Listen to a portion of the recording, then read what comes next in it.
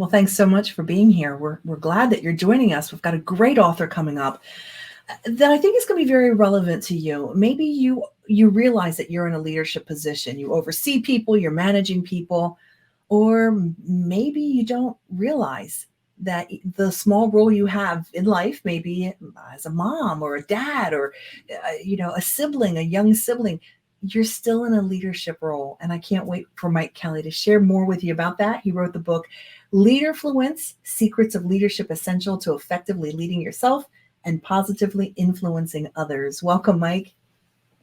Thank you, Suzanne. It's great to be with you. I'm looking forward to our time together. I am too. I'm so interested in the title of your book because it's not just about effective leadership, it's about positively influencing others, which opens this up to a whole broad range of people being in our audience that you're speaking to, because everybody has the opportunity to influence. Is this going to be a positive experience?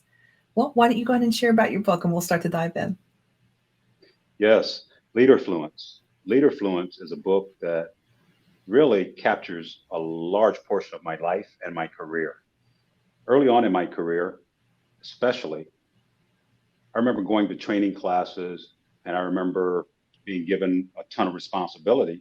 And all of this was about leading other people. Stepped into the role, and some things I did well, some things I didn't. But one of the things I did not get a lot of training on, or I really wasn't aware of, that is the important, or was the importance of leading myself. I stumbled upon a quote from Philip Massinger that goes, he, and I like to add she in there as well, he or she that would govern others must first be the master of him or herself. Well, that quote for me really revealed to me the importance of working harder on myself than I did anyone else. When I really got that, it took a lot of pain to get there, but when I really got that, it changed my life. And as a result of that, this book has come along, or it was in my heart, my mind for a long time anyway, because of what I experienced and saw. And as I coached other people, I decided to put it in writing with the hope that it would help one other person at a minimum, that one other person would have the opportunity to avoid some of the pitfalls or maybe some of the barriers that I hit along the way, not only in my career, but in my life.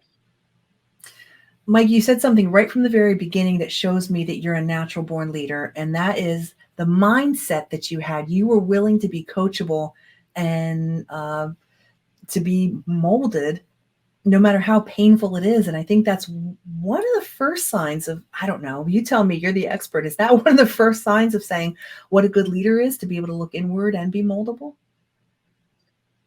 More and more, Suzanne, we're hearing the word humility when it comes to leadership. Mm. In my opinion, a big part of being a strong leader is having humility, being transparent, but also being open to feedback, being open to learning.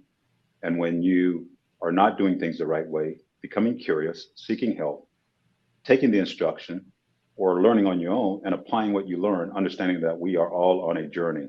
And that journey is a lifelong journey. And it's a journey of a learning and growing and changing and helping others do the same.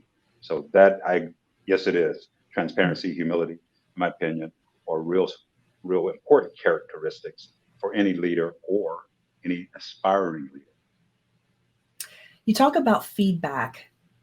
I haven't worked for a lot of bosses that really um, are open to feedback a lot of times. Mm. How do you approach that as someone that's your superior with really good intentions and with a heart of seeing things that maybe they don't see in themselves? Feedback is a very interesting topic, and it is a very challenging topic.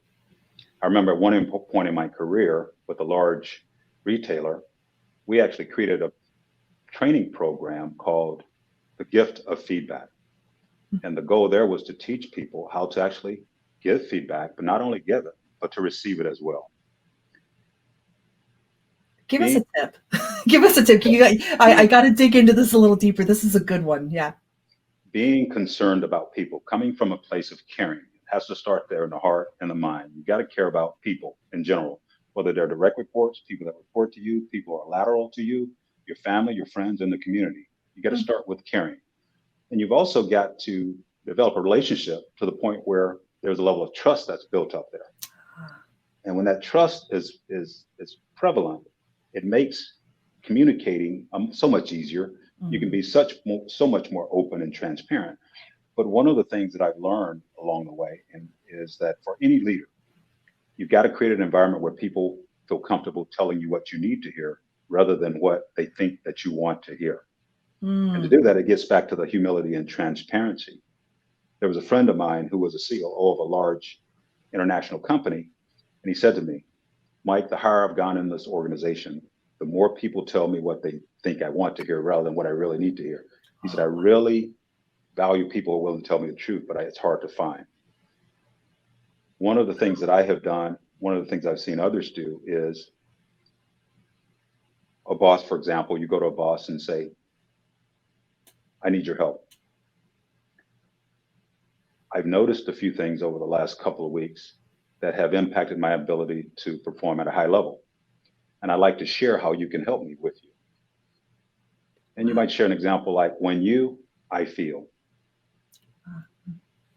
and you pause, So it you is wait, okay to you say listen. I feel, because a lot of times I people are like, feel you have to think like a man and take the emotion out of it. And that's not what I'm hearing from you. And I embrace that. You know? it is important. We're all human, Suzanne. And again, I go back to being a person who cares, being a Yeah. person who has integrity, who's authentic. And I'm a Rotarian, Rotary Club. So the Okay. Rotary International motto is service above self. Someone who's willing to serve others above himself. That's not soft or mushy. Right. In my opinion, that's living. And when you're giving feedback, you've got to come from a place of caring, whether the person is your boss or whether they're a direct report. In many respects, it doesn't matter if you start from the same place, looking to help Hmm.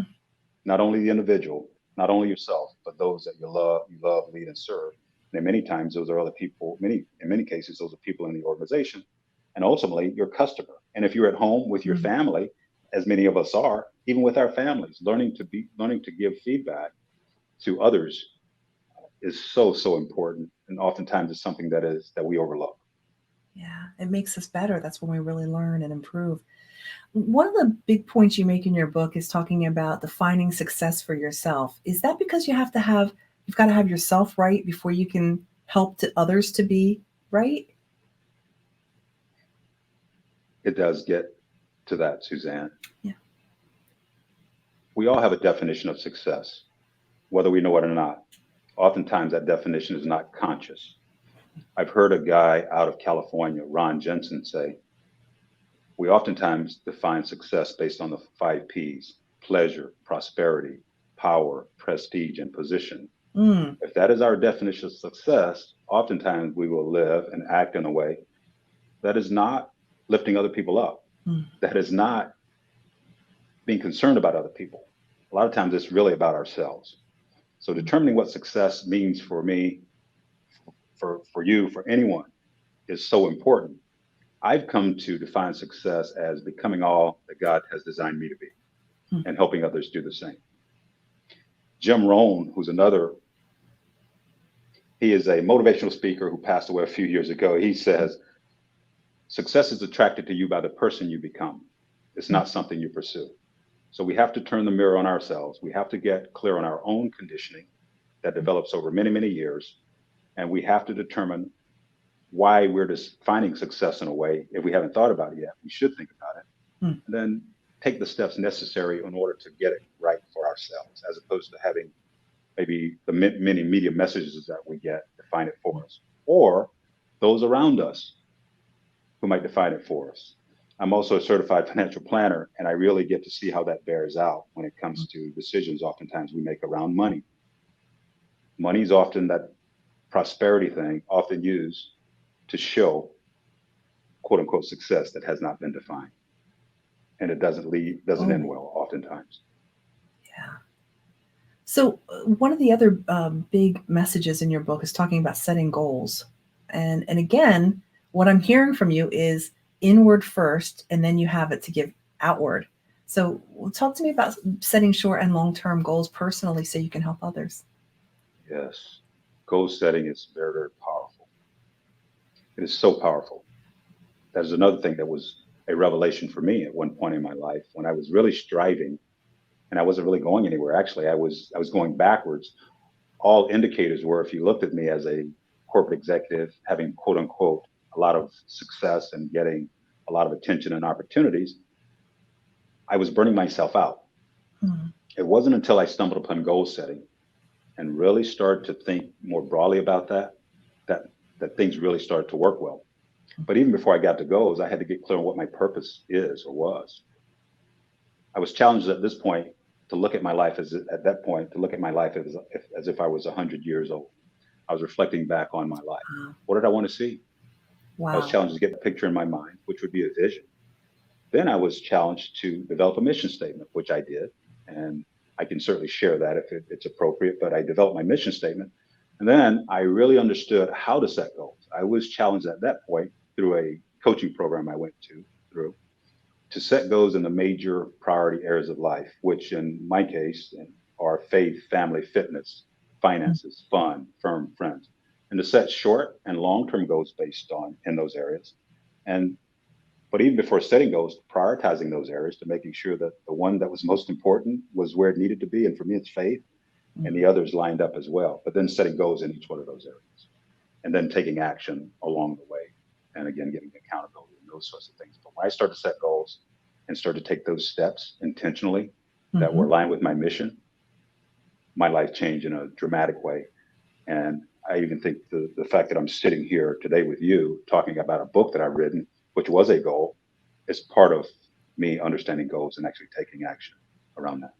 I love that. I love the fact because so many times we're told start with the end in mind. And you can do that when you think of yourself as 100 and you work backwards. What do you want to say that you've accomplished? Oh my goodness, we have so much more that we could touch on. But you know what? This is all more reason for people to buy your book in Leaderfluence. Is that, am I saying that right? Leaderfluence. Yes, you are. Yes, you are. Secrets of Leadership Essential to Effectively Leading Yourself and Positively Influencing Others by Mike Kelly. Thank you so much for joining us. And tell us, I know that you're represented by Higher Life Publishing. Where is your book available? My book is available right now through the Right Path Enterprises website at page Leaderfluence. If you go there, you hit the page Leaderfluence, you can get to our landing page and pre-order the book. Very good, Mike. Thank you for joining us. Thank you so much. Have a great day. Thank you. Thank you, Suzanne. Take care.